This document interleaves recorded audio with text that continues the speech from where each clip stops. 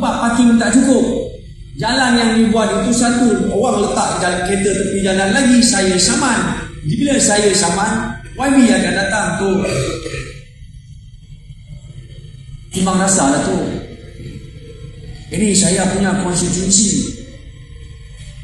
Dalam hati saya tak bertanding. Saya hanya menjalankan tugas saya mengikut undang-undang. Kenapa Tuan Datuk-Datuk YB semasa meluluskan projek ini tidak memikirkan akan kesejahteraan konstitusi?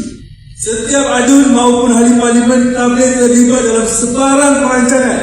Saya telah suarakan perkara ini banyak kali. Hanya ahli majlis terlibat boleh attend saja. Hanya pengarah perlesenan, pengarah perancangan dan juga YDP dan DIO sebenarnya patut dipersalahkan.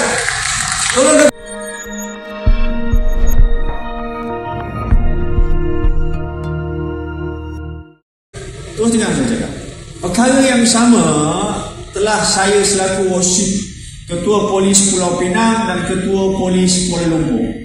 Bila saya bertemu dengan MBPP dan juga Dewan Bandaraya Kuala Lumpur, perancangan bandar tidak pernah mengambil kira akan keselamatan dan kesejahteraan masyarakat setempat.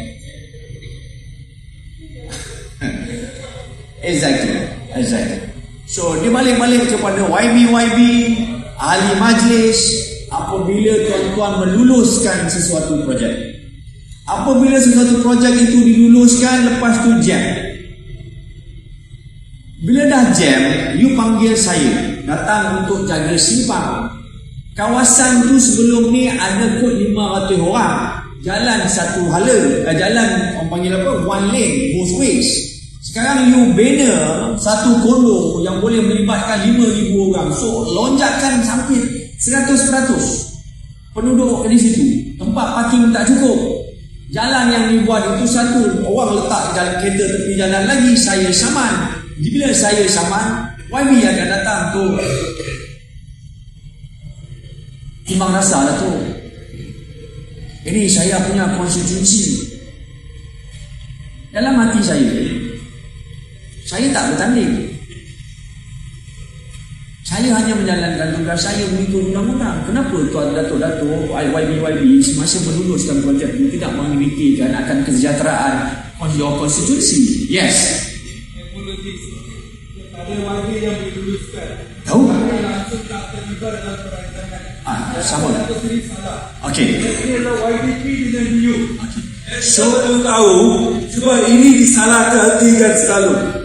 Setiap adun maupun ahli parlimen tak boleh terlibat dalam sebarang perancangan. Saya telah suarakan perkara ini banyak kali. Hanya ahli majlis terlibat boleh attend saja. Hanya pengarah perlesenan, pengarah perancangan dan juga YDP dan DIO sebenarnya patut dipersalahkan. Tolong Datuk Seri, sebab ada yang bersih di sini. Saya tak pernah masuk mana-mana tempat. Terima kasih Datuk Seri. Dan saya ingin mengatakan di sini pemilihan YDP juga dibuatkan oleh siapa?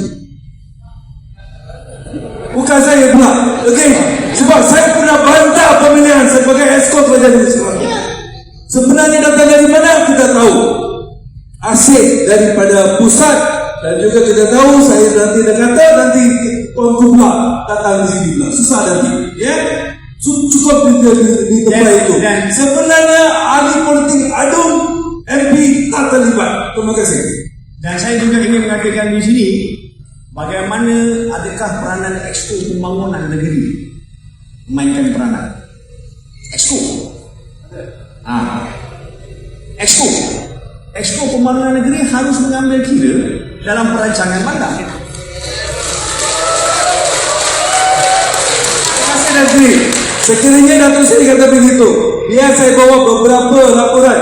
Kalau buat laporan saya telah baru-baru ini telah tulis kepada MPK dan juga kepada Penjabatan dan Pentadbiran Persekutuan.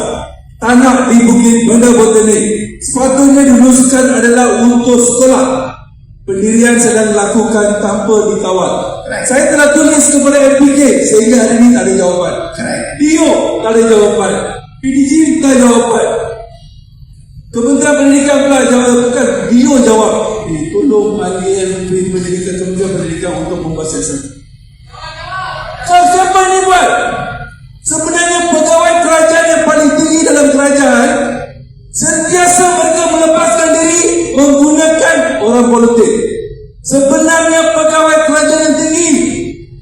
Sebenarnya ini yang berlaku. Dan apabila kita bawa paper dalam MMKN, saya dua penggal esok saja di Selangor. Kita bawa dalam MMKN, sudah ada list yang besar daripada mana semua adalah inilah kerajaan daripada. Kalau kita berlawan keputusan YDP ataupun keputusan nanti, ini kerajaan melanggar hak pegawai, kita melanggar rancangan daripada pegawai Melayu. Macam selalunya saya tak suka perancangan JPS yang mana kerja yang mereka buat. Apabila saya mengutuk, mengkritik, mereka kata kerana Fatirah tak suka orang Melayu. Ini cara mereka cakap atas sini. Sebab saya telah bayangkan saya antara kontroversi tiga. Dalam parlimen saya sama, dalam MMKN saya duduk sana pun saya sama tu sebab saya boleh keluar tanpa dot, black dot. 10 years as EXCO member, tak pernah ada sebarang salah laku kontroversi. Because I was always vocal and my hand are clean. Thank you. Okay, baik, Pak Fadil saya tumpang dulu. Dah panas ni dah. Okey, Pak Seri. Saya tambah satu lagi tentang kelulusan perancangan bandar ini.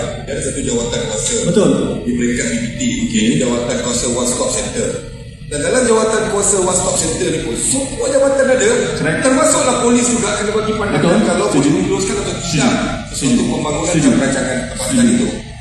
Tapi kadang pengalaman saya semasa menjadi ahli majlis saya pun boleh juga kenapa ada yang tak bersuara ni. Betul. So nak harap kita sebagai ahli majlis bersuara. Setuju. Sebab kita juga bergantung harap kepada pandangan dan cadangan dan kajian yang dibuat oleh agensi-agensi teknikal. Correct. Because itu yang diorang kena pembentangkan. Dan jawatan kuasa OSC ni tak ada ahli majlis pun boleh diadakan mesyuarat. Dia tak ada masalah sebab kita dah pusatkan kuasa tu setempat. Dia tidak ada kuasa orang politik, tidak ada kuasa ahli majlis. Dan ianya bermula daripada tahun 2008 sampai di Selangor ni memang dia tidak ada kuasa ahli majlis itu secara mutlak. Itu yang saya cuba nak kepada jawapan YB tadi. If you have raised your concern, right, and it's registered, and that's why you can stay in your power, because that's why people re-elected you, because you raised the people's concern. Itu saja.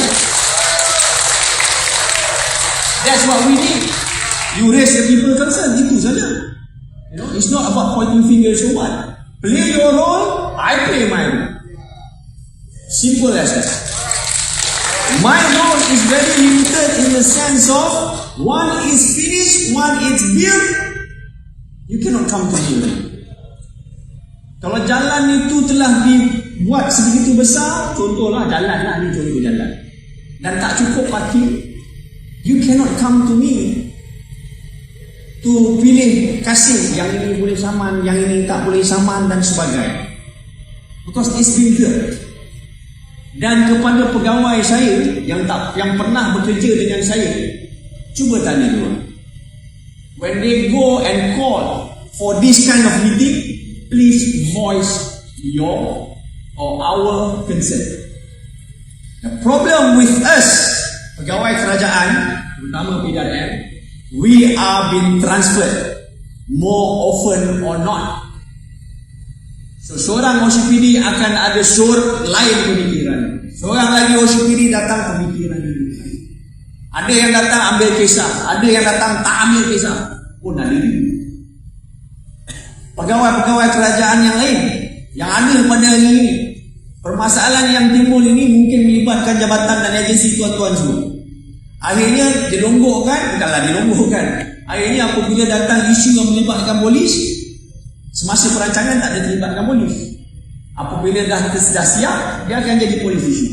And we cannot solve that problem. Macam rumah Kapten tadi. Daripada konteks keselamatan, kalau kita pergi kepada negara yang lebih maju, taman-taman dia is not connected. Dia satu jalan masuk, satu jalan keluar. Tapi dalam konteks pembangunan ni, tanah ni company A buat, tanah ni beri kepada B. Okay, A dengan B tiba-tiba buat jalan. Sebab apa? Kadang-kadang masalah kita juga. Oh, saya tak nak keluar tu. Afzal, jauh, kedai sebelah sana je. Kita potonglah kat sini. Itu pun attitude kita juga. Nak dekat. Semua nak dekat. Kalau macam tu, kedai lebih baik kita buat dalam rumah tu. Itu masalah. It's all about governance and mentality. Planning. Governance, mentality, and planning. That's how we move forward. Tapi buat masa ni masalah Captain is how to move forward when the things is already interconnected. Okay? Yang itu saya pun pening. Ayolah. So it has now one is been raised.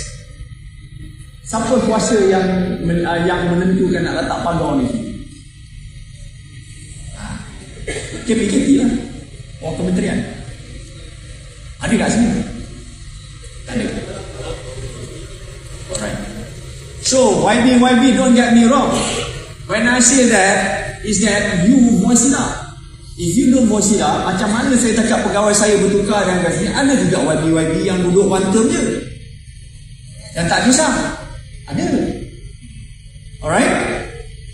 And don't even understand what is the process. Right?